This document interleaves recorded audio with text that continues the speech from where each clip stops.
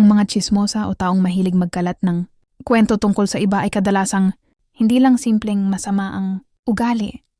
Minsan, galing ito sa inggit, kakulangan sa pansin, insecurity o boredom. Ang tsismis ay parang apoy. Kapag pinatulan mo, lalo itong lumalaki.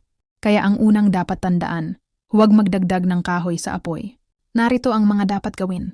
1. Panatilihin ang katahimikan at dignidad. Hindi lahat ng parinig ay dapat sagutin.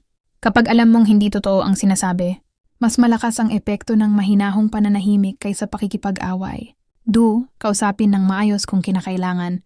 Kung sumusobra na at nasisira na ang iyong pangalan, maaari mo siyang kausapin ng pribado. Hindi galit kundi malinaw at diretsyo. Kung may problema ka sa akin, mas mabuti na pag-usapan natin ng maayos. 3. Ayusin ang sariling kilos. Siguraduhin mong wala kang ginagawang maaaring pagmulan ng maling akala. Hindi para magpa-please sa iba, kundi para malinis ang konsensya mo. 1. Piliin ang pakikisama. Hindi lahat dapat pinapasok sa personal mong buhay.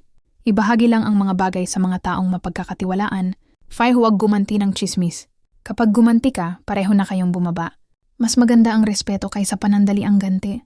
Sa huli, tandaan mo, ang taong laging may sinasabi tungkol sa iba ay kadalasang walang maipagmamalaki tungkol sa sarili.